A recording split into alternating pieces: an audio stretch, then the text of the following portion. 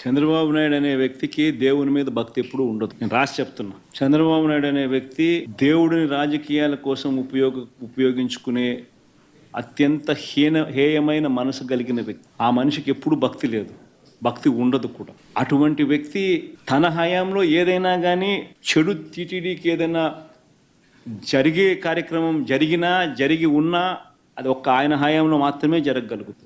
మిగతా ఎవరి హయాంలో జరగదు. ఎందుకంటే ఆయనకు దేవుడు అంటే భయము లేదు, దేవుడు అంటే భక్తి లేదు. ఆయన తిరుపతి తిరుమల దేవస్థానంలో నిజంగా మనం వచ్చిన తర్వాత, వైఎస్ఆర్సీపీ ప్రభుత్వం వచ్చిన తర్వాత ఎన్ని విప్లవాత్మక మార్పులు ఇంకా తీసుకొచ్చాం. అక్కడ ఉన్న ల్యాబ్స్ ఇంకా మనం స్ట్రెంథన్ చేసాం. ప్రతి అడుగులోనూ కూడా టీటీడీ బోర్డు అనేది నిజంగా ఒక విశిష్టమైన బోర్డు. టీటీడీ బోర్డు అన్నది నాకు క్యాబినెట్ కూర్పు చేయడం ఈజీ, టీటీడీ బోర్డు కూర్పు చేయడం ఇంకా కష్టం. నిజంగా అంత కష్టమైన కార్యక్రమం. ఎందుకనంటే టీటీడీ బోర్డుకు రికమెండేషన్స్ ఒక్కరి దగ్గర నుంచి రావు. కేంద్ర మంత్రుల దగ్గర నుంచి చుట్టుపక్కల రాష్ట్రాల ముఖ్యమంత్రుల వరకు, చుట్టుపక్కల రాష్ట్రంలో ఉన్న ప్రతిపక్ష పార్టీలు సైతం టీటీడీ బోర్డు మెంబర్షిప్ కోసం అడుగుతారు, ఫోన్ చేస్తారు, రిక్వెస్ట్ చేస్తారు. అంత కష్టమైన కార్యక్రమం అది.